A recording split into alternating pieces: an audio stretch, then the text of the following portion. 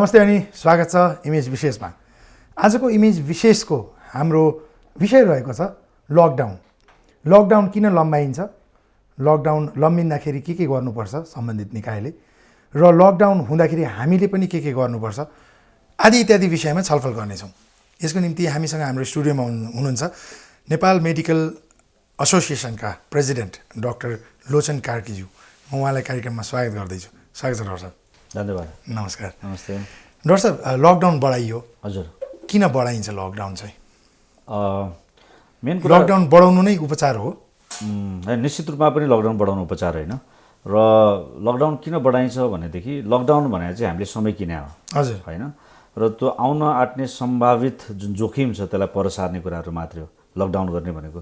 र लकडाउनको समयमा जुन हामीले समय किनेका छौँ, समय हामीले जुन बाई गरेका छौँ, त्यो समयमा हामीले प्रशस्त मात्रामा गृह कार्य गर्नको लागि चाहिँ त्यो लकडाउन गर्ने हो। भनाइको अर्थात् के हो भने त्यो आउने जोखिम आउँछ नि, त्यसलाई पर सार्ने हो।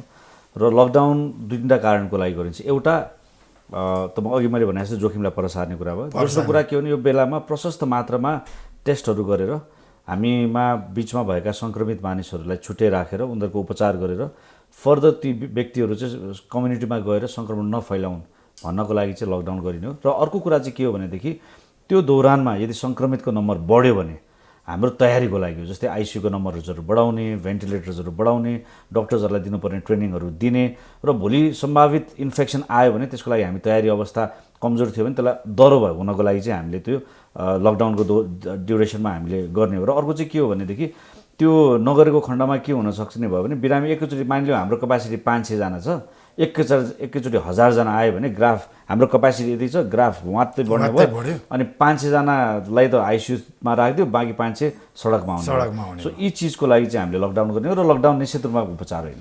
लकडाउन उपचार होइन भन्नुभयो डाक्टर साहबले। तर यो लकडाउनको पिरियड लम्बियै छ। हजुर, यो लम्बिनुको कारण चाहिँ लकडाउनको पिरियडमा डाक्टर साहबले भन्नुभयो जस्तै कार्यहरू नभएर हो? डेफिनेटली यो बेलामा मेरो विचारमा हामीले जति गृह कार्य गर्न सक्नु पर्थ्यो त्यो हामीले गर्न नसक्नु कारण पनि हो। किनभने यदि हामीले बाहिरबाट आएका व्यक्तिहरूको सम्पूर्णको टेस्ट गर्न सकेको भएदेखि सबैभन्दा पहिले त उनीहरूलाई कन्ट्याक्ट, उनीहरूको ट्रेसिङ गर्न सकिएको भए र उनीहरूको कन्ट्याक्टमा आएका व्यक्तिहरूको ट्रेसिङ गर्न सकेको भए, ती सबै व्यक्तिहरूको हामीले टेस्ट गर्न सकेको भए र ती टेस्ट भएका व्यक्तिहरूलाई हामीले छुट्टै राख्न सकेको खण्डमा त अब हामी के अवस्थामा रहन्थ्यौँ भनेदेखि चाहिँ अब चाहिँ हामी अलिकति लकडाउन खुकुलो गर्न सक्छौँ भन्ने अवस्थामा रहन्थ्यौँ। तर अहिलेको अवस्थामा हामीले त्यो सम्पूर्ण व्यक्तिहरूलाई ट्रेस पनि गर्न सकेनौँ। प्रशस्त मात्रामा गर्न त गरिरहेछ, तर जति सबैलाई गर्नुपर्ने गर्न पनि सकेनौँ। ती सबैलाई टेस्टहरू पनि गर्न सकिसकेका छैनौँ। र हामी अब कोही अब भनौँ अहिले गरेको ट्रेसिङमा चाहिँ के छ भने फोकस्ड रूपमा ट्रेसिङ गरिरहेको छ। ल नेपालगञ्जमा छ कि भन्ने शङ्का भयो, नेपालगञ्जमा टेस्ट गरी भेट्यो, कसैले उदयपुरतिर भनेर खोज्यौँ, उदयपुर भेट्यो। तर हामीले चाहिँ सारा मुलुकमा गरेर अब कहाँ केसेसहरू छ भन्ने कुरा सम्पूर्ण ठाउँतिर टेस्ट जति पर्याप्त मात्रामा गर्नुपर्ने थियो त्यो गर्न नसकिसकेपछि वास्तवमा हामी कुन पोजिसनमा छौँ?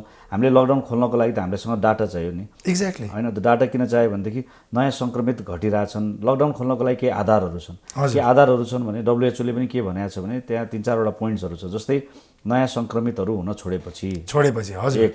दोस्रो कुरा, भोलि सङ्क्रमित नयाँ आयो भने पनि ती नयाँ आएका सङ्क्रमितहरूलाई हाम्रो हेल्थ सिस्टमले धान्न सक्छ भने यस्ता पोइन्ट्सहरू छ जसको लागि टेकेर मात्रै हामीले लकडाउनलाई खुकुलो पार्न सकिन्छ। ती आधारहरू हामीसँग नभएपछि नै लकडाउनलाई बढाउनु पर्ने बाध्यात्मक अवस्था आएको। लकडाउन त बढेको छ डाक्टर साहब, र फेरि सरकारबाट चाहिँ के आइरहेछ भने सर्टेन भनौँ न उद्योगहरूलाई चलाउने, अब त्यो चलाउनलाई पनि क्राइटेरियाहरू मिलाउनु पर्ने होला, प्रोटोकलहरू मिलाउनु पर्ने होला। त्यो सब मिलेरै सरकारले खोल्ने भनेको हो कि त्यतिकै खोलिदिउँ भनेर भनेको हो? त्यो सबै मिलेको छ र क्राइटेरियाहरू लकडाउन खोल्नलाई, खुकुलो गर्नलाई? मेरो विचारमा चाहिँ जस्तै अब काठमाडौँलाई अब कति मानिसहरूले चाहिँ काठमाडौँमा सङ्क्रमित देखेको छैनन् अथवा काठमाडौँ चाहिँ ग्रिन जोन हो, अब यहाँ खुकुलो बनाउन सकिन्छ भनेको कुराहरू यता कता सुनिन्छ। तर यसको लागि आधारहरू चाहियो। भनौँ न काठमाडौँमा कति टेस्टहरू भएको छ त? काठमाडौँमा टेस्टै नगरिकन कसरी हामीले भन्ने कि काठमाडौँमा नयाँ सङ्क्रमितहरू आइरहेका छैनन्? जस्तै कि हामीले विदेशमा पनि तपाईँले ग्राफहरू हेर्नुभयो भने नयाँ सङ्क्रमित कति आयो, त्यो ग्राफ घट्दै गएपछि अब लकडाउन खुकुलो गर्न सजिलो भयो भनिन्छ। सङ्क्रमितको नम्बर बढ्दै गएपछि ग्राफ माथि गइरहेछ, अहिले लकडाउन खोल्न मिलेन भन्ने कुरा भयो। तर त्यसको लागि त फेरि गर्नु पऱ्यो टेस्ट नै। टेस्ट प्रशस्त मात्रामा नभइसकेको अवस्थामा हामीले काठमाडौँ चाहिँ कोरोना अहिले छैन भनिहाल्न सक्ने त्यति कम्फर्टेबल जोनमा छैनौँ जस्तो मलाई लाग्छ त्यो, किनभने हामीसँग त्यो आधार वैज्ञानिक आधार भएन एउटा कुरा। दोस्रो कुरा अब के को आधारमा, अब मलाई लाग्छ अर्थतन्त्र र विभिन्न के भन्छ त्यो कारणले पनि अब अहिलेको इन्डस्ट्रिजहरू पनि खोलियो होला र बेसिक निड्सहरूको लागि पनि चाहिने तरिकाले खोलियो होला, र त्यो खोल्दाखेरि चाहिँ डेफिनेटली तपाईँले भने जस्तो त्यसमा केही अनुशासनहरू मेन्टेन गर्नैपर्छ। जस्तै कि त्यो सोसल डिस्टेन्सिङ, त्यहाँ काम गर्दाखेरि पनि को भौतिक पृथकीकरणका कुराहरू, त्यस पछाडि उहाँहरूको भनौँ न चेक जाँचहरूका कुराहरूदेखि लिएर र नम्बर, जस्तै कति नम्बरले एक सिफ्टमा काम गर्नेदेखि लिएर त्यो आउने जानेको व्यवस्थाहरूदेखि लिएर यी सम्पूर्ण चिजहरू मिलाएर मात्रै त्यो गर्न सकिन्छ, जसले गर्दाखेरि किनभने टेस्ट त सबैको भएको छैन, त्यहाँ आएका मध्येमा पनि कोही इन्फेक्टेड हुनसक्छ, ऊ एकजना इन्फेक्टेड थियो भने अरू सबैलाई इन्फेक्सन गर्न सक्ने डर हुन्छ। यदि ती चिजहरू मिलाइएन भने त्यो भनौँ न सोसियल डिस्टेन्सिङदेखि लिएर मास्क लगाउनेदेखि लिएर ह्यान्ड सेनिटाइजेसनदेखि लिएर ती सबै पूर्वाधारहरू र ती क्राइटेरिया प्रोटोकल्सहरू मिलाइएन भने त एउटा व्यक्ति मात्रै सङ्क्रमित रहेछ नि त, उसले त होल के भन्छ स्टाफ्सहरूलाई र होल त्यो फ्याक्ट्रीलाई नै इन्फेक्टेड गर्ने भयो।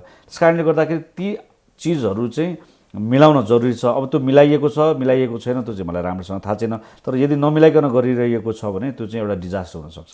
त्यही त डाक्टर साहब, भर्खरै मात्र हङकङमा सम्पूर्ण भनौँ न अब बजारहरू खुल्ने, सिनेमा हलहरू खुल्ने भनेर हामीले सुन्यौँ। हजुर। किनभने त्यहाँ देखिएन सङ्क्रमण, हजुर, होइन, सङ्क्रमित देखिएन। हजुर। त्यस्तै काठमाडौँमा पनि सङ्क्रमित अहिलेसम्म त देखिएको छैन, होइन, देखिरहेछ। तर डाक्टर साहबले भन्नुभयो जस्तै त्यो आरडिटी र पिसिआर चेक गर्नलाई पनि एउटा क्राइटेरिया हुनुपर्छ, प्रोटोकल छ नि, होइन डाक्टर साहब। अब हाम्रो 601 जना सभासदहरूको प्रोटोकल मिलाएरै चेक भएको हो कि जस्तो अब पिसिआर टेस्ट गर्ने किट छैन भनिरहेछौँ हामी, आरडिटी मात्रै भइरहेछ। अब गभर्मेन्टमा बस्नेहरूलाई चाहिँ पिसिआर हुने, फेरि जनतालाई चाहिँ आरडिटी हुने, यो चाहिँ के देख्नु भएको छ अहिले? यो मलाई पनि अलिकति अचम्म लागेको कुरा हो। मैले पनि हिजो समाचार पढ्ने बित्तिकै मेरो त्यसमा अलिकति ध्यान आकर्षण भएको थियो। हजुर। कुरा कस्तो हो भनेदेखि सबभन्दा इम्पोर्टेन्ट कुरा त कुनै पनि देशको एउटा नेसनल गाइडलाइन्सहरू हुन्छ र त्यसमा चाहे अब सभासद या भिआइपी या भिभिआइपी होस् या तल्लो स्तरको कर्मचारी होस्, साधारण जनता होस् या जेलमा बसेकै एउटा कैदी होस्, जोसुकै होस्, सबैले फलो गर्ने भनेको हामीले नेसनल गाइडलाइन्स हो। तर मलाई थाहा छैन हिजो कुन नेसनल गाइडलाइन्सको आधारमा त्यो 601 जना सभासदज्यूहरूको टेस्ट भएको छ, र त्यसमा पनि अझ त्यसको गाइडलाइन्सहरू हेर्ने हो भनेदेखि भनौँ न सबैभन्दा दुःख लाग्दो कुरा त यहाँ हाम्रो देशमा फ्रन्ट लाइनमा काम गर्ने प्रशस्त मात्रामा स्वास्थ्यकर्मीहरू छन् जो वास्तवमा भल्नरेबल छन्, जसको टेस्ट हुनुपर्ने हो। तपाईँले बेलायतमा हेर्नुभयो भनेदेखि सबैभन्दा पहिले टेस्टहरू आइसकेपछि सम्पूर्ण स्वास्थ्यकर्मीहरूलाई टेस्ट गर्यो, त्यस पछाडि अरूलाई टेस्ट गर्यो। कारण के हो भनेदेखि म सङ्क्रमित भएँ, छु या छुइनँ, एकछिन म सङ्क्रमित छुइनँ भने र म आफ्नो कार्यस्थलमा गएँ भने बल्ल मैले अरूलाई सङ्क्रमण फैलाउन सक्दिनँ। तर सुरुमै म सङ्क्रमित छु र म हस्पिटलमा गएँ भने म दिनमा 100 जना बिरामी हेर्छु भनेदेखि त 5 दिनपछि त मैले 500 जनालाई सङ्क्रमण फैलाउन भ्याइसकेको हुन्छु। त्यस कारणले गर्दाखेरि त्यहाँ चाहिँ अरू देशहरूमा चाहिँ स्वास्थ्यकर्मीदेखि लिएर जो फ्रन्टलाइनर्सहरूलाई टेस्टको प्रायोरिटीमा राखियो, तर यहाँ चाहिँ अब सभासदज्यूहरूलाई राखियो र सभासदज्यूहरूलाई गर्नमा पनि प्रब्लम भयो। तर त्यो नेसनल गाइडलाइन्सलाई फलो गरेको छ कि छैन, जस्तै ट्राभल अफ हिस्ट्री छ कि छैन, उहाँहरू सङ्क्रमित व्यक्तिहरूको कन्ट्याक्टमा आउनु भएको छ कि छैन, उहाँहरूसँग त्यो साइन एन्ड सिम्टम्सहरू छ कि छैन, त्यो चिजहरू हेर्न जरुरी थियो। अब ठिक छ, कोही सभासदहरू सङ्क्रमित जिल्लाहरूबाट आउनुभयो होला, सङ्क्रमित जिल्लाहरूमा पनि घरमै बस्नु भएको छ भने किन टेस्ट गर्नु पर्यो? यदि क्वारेन्टाइनको के अरे लकडाउनलाई राम्रोसँग फलो गर्नु भएको छ भनेदेखि त त्यो टेस्टको आवश्यक पनि पर्दैन थियो होला। यदि सिम्टम्सहरू छैन, यदि भनौँ न सङ्क्रमित व्यक्तिहरूको सम्पर्कमा जानुभएको छैन, बाहिरबाट आउनुभएको व्यक्तिहरूकोमा जानुभएको छैन, ल ठिक छ, उहाँहरू चाहिँ अब एउटा भनौँ न जनताको मान्छे भएकोले गर्दाखेरि रात बाँड्ने कुरामा विभिन्न कुराहरूमा जानुभयो अरे, त्यहाँ जानुभएको छ भने र त्यो एरिया सङ्क्रमित छ भनेदेखि उहाँहरूलाई अलिकति शङ्काको दायरामा हुने भएकोले उहाँहरूलाई टेस्ट गर्न मिल्यो। त्यसको लागि त अब 601 जनाकै गर्नु परेन कि, हेरेर रेट्रोस्पेक्टिभली को चाहिँ सङ्क्रमित एरियाबाट आउनु भएको छ र सङ्क्रमित एरिया आएर पनि लकडाउनमा होइन कि सङ्क्रमित व्यक्तिहरूको बिचमा गएर यदि राहत वितरणहरू गर्दाखेरि यदि क्वेसन मार्क हुनुहुन्छ भने उहाँहरूको टेस्ट गर्नुपर्छ। त्यसमा पनि के हो क्वेसन्सहरू भनेदेखि उहाँहरूले त्यस्तो ठाउँमा जाने पनि होइन।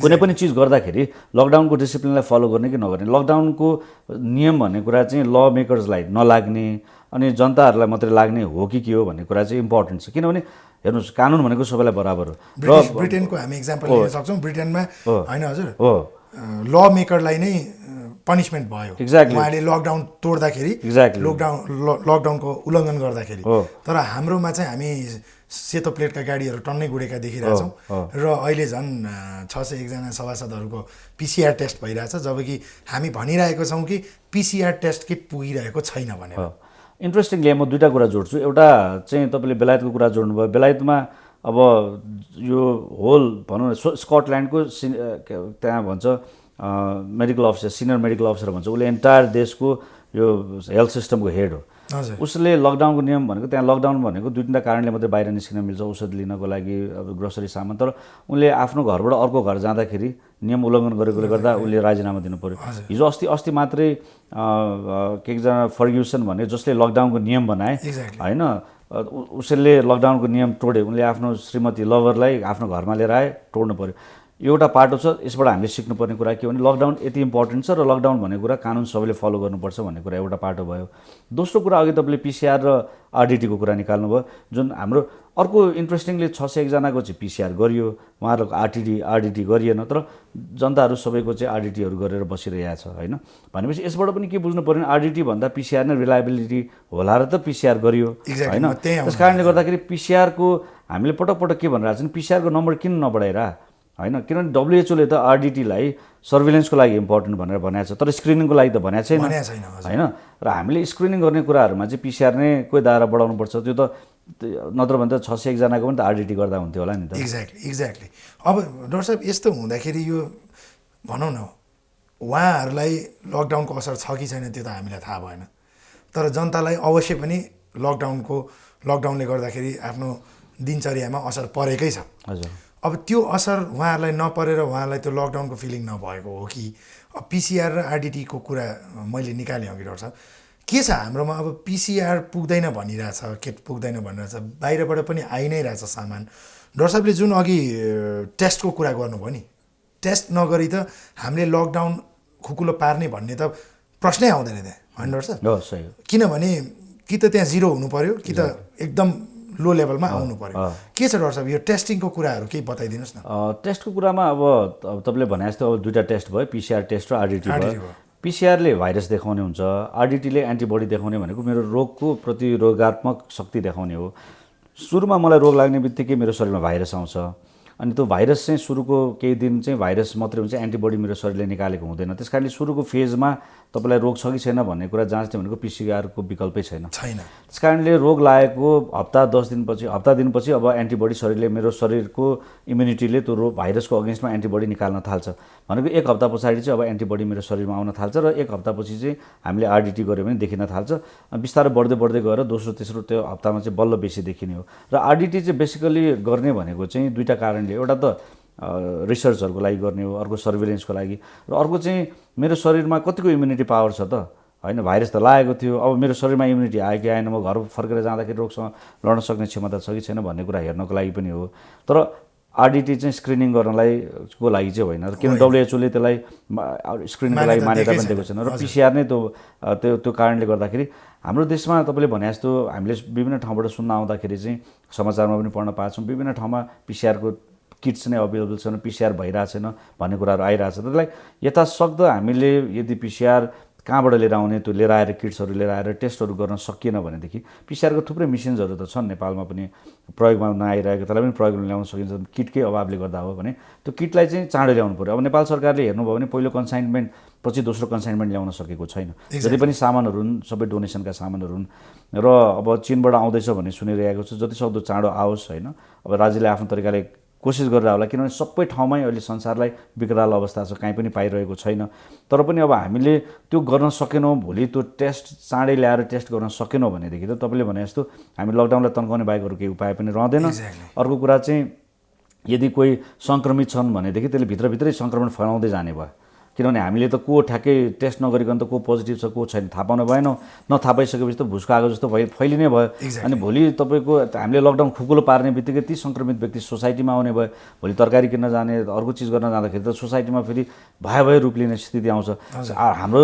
क्षमता त्यो भयावह स्थितिलाई थेक्न सक्ने अवस्था पनि छैन हामी विश्वको ठुल्ठुलो राष्ट्रले गर्न नसकेको अवस्था छ भने हामीले यसलाई यहीँ रोक्नको लागि त टेस्टको दायरा टेस्ट बढाउने बाहेक हामीसँग उपाय नै छैन कन्ट्याक्ट गर्ने किन यसको फर्मुले भनेको टेस्ट हो। डब्लुएचओले पनि त्यही भन्छ, कोरियाले जित्ने, अरूले जहाँ जुन देशले यसलाई पराजित गर्यो ती सबैले टेस्ट गरेर ती व्यक्तिहरूलाई उपचार गरेर आइसोलेट गरेर मात्रै नै यसबाट गरेका छन्। होइन भने एकजनाले अर्कोलाई सङ्क्रमण गर्दै जान्छ र फैलेको फैले हुन्छ, भाइरस बढेको हुन्छ। अहिले डाक्टर साहब yellow John, green John, red John, dark red John भन्ने कुरा आइरहेछ नि, यो त टेस्ट नगरिकन कसरी थाहा हुन्छ र? होइन डाक्टर साहब, टेस्ट नगरिकन थाहा नै पाइँदैन। त्यस कारणले नै यसको मेन फर्मुला भनेको टेस्ट हो। अब तपाईँले कुनै पनि मान्छे कुनै पनि एरियालाई ग्रिन जोन भन्नको लागि हामीले टेस्ट गऱ्यौँ र टेस्टमा कुनै पनि नयाँ सङ्क्रमित देखिएन भनेदेखि हामीले त्यसलाई ग्रिन जोन भन्यौँ। जस्तै आजको टेस्ट गऱ्यौँ, आज कुनै पनि नयाँ सङ्क्रमित देखिएन, भोलि टेस्ट गऱ्यौँ कुनै पनि सङ्क्रमित देखिएन, अब चाहिँ ल नयाँ सङ्क्रमणहरू फैलेको छैन है हाम्रो एरियामा,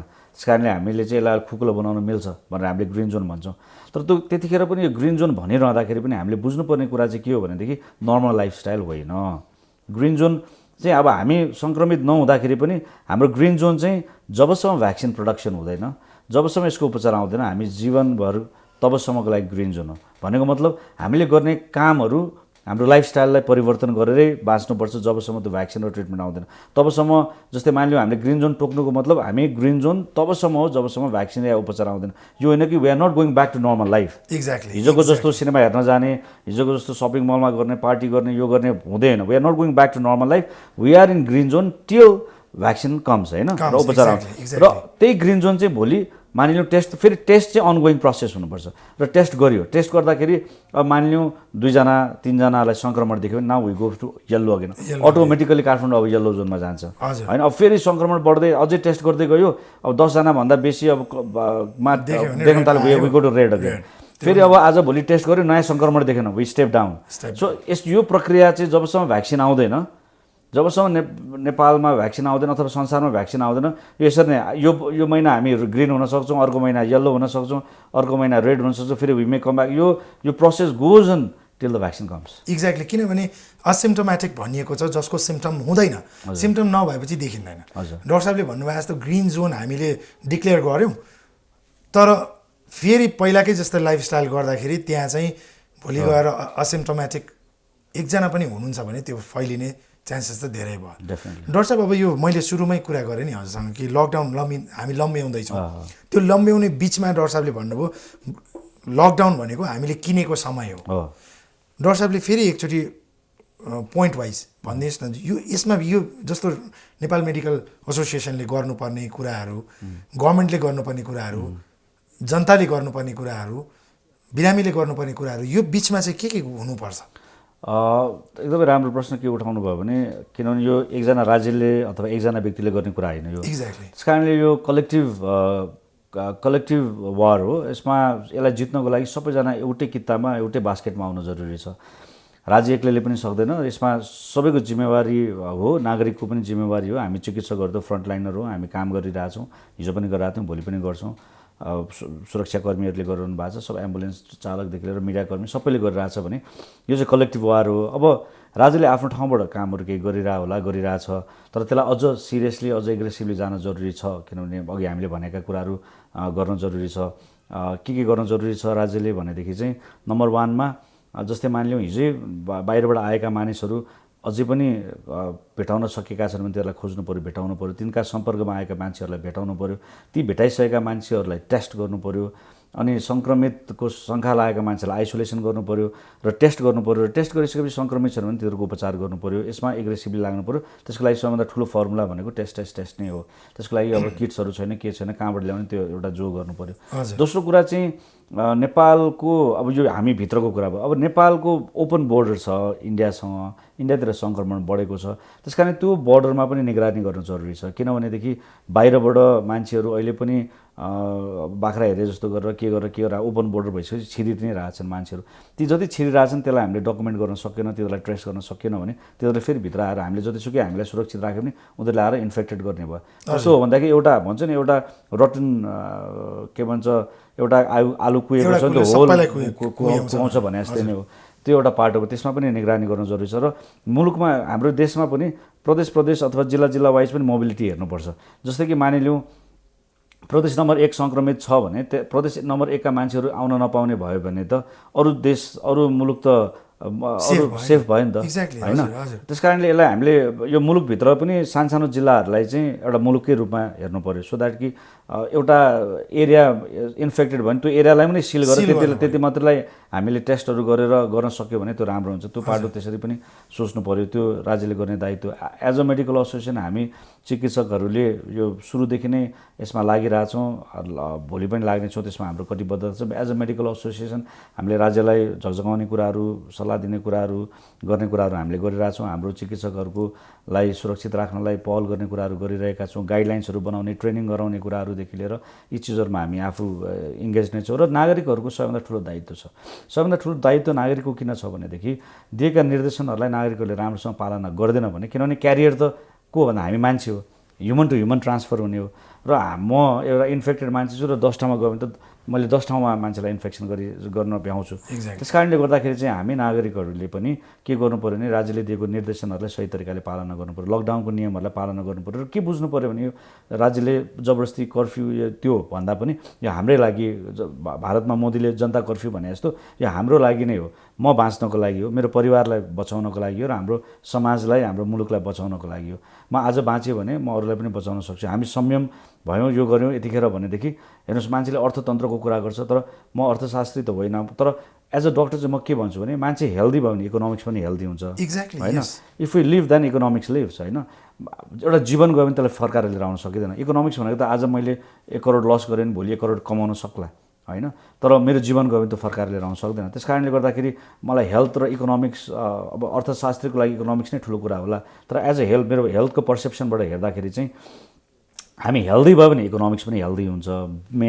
हेल्दी माइन्ड्स हेल्दी बडीले हेल्दी चिजहरू देशलाई गर्न सक्छ आज 2 स्टेप पछाडि भयो भने भोलि 2 स्टेप अगाडि जान सकिन्छ त्यस कारणले गर्दाखेरि हामी नागरिकले पनि केही बरु थोरै खाएर भए पनि दुःख गरेर भए पनि आजको यो विपद परिस्थितिमा हामीले संयम राख्न सक्यौँ धैर्य राख्न सक्यौँ दिएका निर्देशन पालना गर्न सक्यौँ भने हामी पनि सुरक्षित रहन सक्छौँ हाम्रो परिवारलाई हाम्रो समाजलाई हाम्रो मुलुकलाई जोगाउन सक्छौँ होइन भनेदेखि म पनि रहन्न मेरो परिवार पनि रहँदैन मेरो छिमेकी पनि रहँदैन हामी पनि रहँदैनौँ किनभने हामीले इटाली देख्यौँ अरू मुलुक देख्यौँ होइन लासको व्यवस्थापन गर्न गाह्रो परिरहेको अवस्थाहरू हामीले देखेका छौँ भने त्यो अवस्था हाम्रो मुलुकमा नआओस् हामीले सिकौँ तिनीहरूको ती मुलुकले के गर्दा कमी कमजोरी गल्ती गरेको कारणले गर्दाखेरि त्यो परिस्थितिमा पुग्यो भन्ने कुरा हामीले तिनीहरूबाट सिक्यौँ सिक्ने 3टा तरिका हुन् एउटा कि त सुनेर सिकिन्छ सुनेर नजाने मान्छेले पढेर सिक्छ अनि सुनेको मान्छे पत्याउँदैन होइन के लेखेको छ हेरौँ भन्छ पढ्छ पढेर पनि नपत्याउने मान्छेले के भन्छ भने भोगेर गर्छ कि जस्तै रक्सी खानु गलत हो भन्ने कुरा मान्छेले सुनेर पत्याएन भने पढेर हेर्छ पढेर होइन खाएर हेरौँ भने चाहिँ खाएर अब सिरोसिस भइसक्यो त धेरै ढिलो हुन्छ भने हामी भोगेर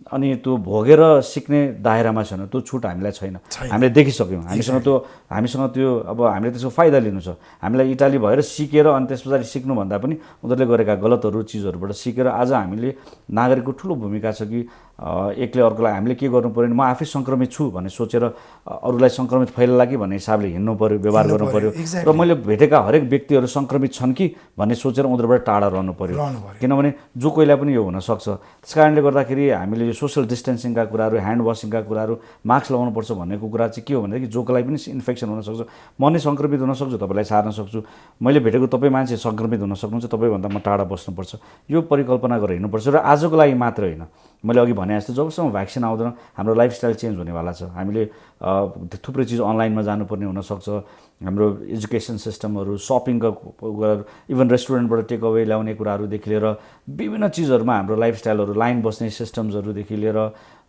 हिजो हामी हस्पिटल जाँदाखेरि भिड बनाएर जान्थ्यौँ भने आज अपोइन्टमेन्ट लिएर जाने विभिन्न चिजहरूमा अब हाम्रो लाइफस्टाइलमा परिवर्तन गर्नु अब अलिक लामो समयकै लागि सोच्नुपर्ने धेरै जरुरी त्यो दायित्व नागरिक हो हजुर अब डाक्टर साहब मेन अहिले भनौँ न कुराकानी नै हाम्रो लकडाउन कहिलेसम्म होइन लम्बिरहेको छ त्यो लम्बिनुको कारण पनि डाक्टर साहब किनभने हामी पनि डाक्टर साहबले भने जस्तो सचेत भएनौँ भने र सरकारकोबाट जे हुनुपर्ने लकडाउनको बेलामा त्यो भएन भने चाहिँ लकडाउन चाहिँ लम्बिरहन्छ होइन डाक्टर साहब definitely we are almost at the end of the show कार्यक्रमको अन्तिमतिर छौँ डाक्टर साहब अब आइदिनु भएको छ नेपाल मेडिकल एसोसिएसनको अध्यक्ष हुनुहुन्छ जाँदा हाम्रो दर्शकहरूलाई चाहिँ केही मेसेजहरू म अघिकै भनेका कुराहरूलाई समराइज गर्छु कुरा के हो भनेदेखि यो लकडाउन भनेको चाहिँ हामी माथि हालेको दबाब दिएको विषय भन्दा पनि यो तपाईँ हाम्रो र हाम्रो समाजलाई जोगाउने कि नजोगाउने भन्ने इस्युजहरूको कारणले गर्दाखेरि आएको चिज हो। त्यस कारणले गर्दाखेरि मेरो एउटै भनाइ छ, यो लकडाउनको सही पालना गरौँ, यसमा अननेसेसरी कुराको लागि बाहिर ननिस्क्यौँ, आवश्यक कुराको लागि बाहिर निस्किँदाखेरि पनि हामीले युज गर्नुपर्ने नेसेसरी कुराहरू जस्तै कि मास्क लगाउने, सोसल डिस्टेन्सिङ मेन्टेन गर्ने कुराहरू गरेर बाहिर निस्क्यौँ होइन। हामी के सोच्छौँ भने म सङ्क्रमित छु र अरू पनि सङ्क्रमित हुन सक्छन्, र हामीले बाहिर जाँदाखेरि के सोच्छौँ, हामीले अरू भेटेका मानिसहरू पनि सङ्क्रमित छन्, त्योबाट मलाई सङ्क्रमित हुन सक्छ भन्ने हिसाबले हामीले त्यो सोसल डिस्टेन्सिङहरू मेन्टेन गर्ने, मास्क लगाउने यी चिज कामहरू गर्न जरुरी छ। किनभने हेर्नुहोस्, म बाँचेँ भने, अरू बाँच्यो भने हामी सबै बाँच्छौँ। म मात्रै बाँच्छु भने हामीले नसोचौँ। किनभनेदेखि कस्तो भनेदेखि म बाँच्नु छ, मेरो परिवार बाँच्नु छ, मेरो सोसाइटी बाँच्नु छ, नेपाल बाँच्नु छ भने हामी सबै सङ्क्रमित रहित हुन जरुरी छ। युएनले के भनेको छ भने यदि तपाईँलाई बाँच्नु छ भने हरेक एक व्यक्ति सङ्क्रमित रहित हुन जरुरी छ। त्यस कारण हामी सबै सङ्क्रमित रहित भयो भने यो विश्व जोगिन्छ। तर हरेक एकजना मात्रै सङ्क्रमित भएको यो विश्वमा या मुलुकमा रह्यो भने त्यसले अरूलाई सङ्क्रमित फैलाउँदै जान्छ। त्यस कारणले गर्दाखेरि चाहिँ हामीले लकडाउनको सही पालना गरौँ। यदि लकडाउनको सही पालना गऱ्यौँ भने चाँडै लकडाउन खुल्छ। यदि लकडाउनको सही पालना गरेनौँ भने हामी सङ्क्रमित फैलाइरहन्छौँ अनि लकडाउन खुल्ने वातावरणै आउँदैन। लकडाउन चाँडै खुलाउनु छ भने हामीले सबैजना लकडाउनको सही पालना गरौँ र सबैलाई सङ्क्रमित रहित बनाऊ। यो नै म सबैलाई आग्रह गर्न चाहन्छु। Thank you so much doctor साहब, हाम्रो स्टुडियोमा आइदिनु भयो। यति धेरै जानकारी हामीले प्राप्त गऱ्यौँ। डाक्टर साहबले भनेको जस्तो हामी पनि लकडाउनको पूर्ण पालना गरौँ। जस्तो अब सरकारले केही उद्योगहरू खोल्ने भनिरहेको छ, तर त्यो खुल्यो भने पनि डाक्टर साहबले भन्नुभयो जस्तै म आफै पनि इन्फेक्टेड छु र अरू पनि इन्फेक्टेड हुनसक्छ है भन्ने हामीले मनसायमा राख्यौँ भने हामी डिस्टेन्समा बस्छौँ र लकडाउनको राम्रो पालना भयो भने कीटाणु इन्क्युबेसन हुने पिरियड पाउँदैन, नपाएपछि त्यही नष्ट हुन्छ र लकडाउन पनि चाँडै खोलिन्छ होइन डाक्टर साहब? हजुर, थ्याङ्क यू सो मच आइदिनु भयो स्टुडियोमा, धेरै धन्यवाद। त दर्शकहरू, अर्को इमेज विशेषमा अन्य कुनै अरू इमेज विशेष अथवा कोभिड-19कै बारेमा छलफल लिएर उपस्थित हुने नै छौँ। तबसम्मको लागि इमेज विशेषको सम्पूर्ण युनिट बिदा चाहन्छ। नमस्ते, स्वस्थ रहनुहोला।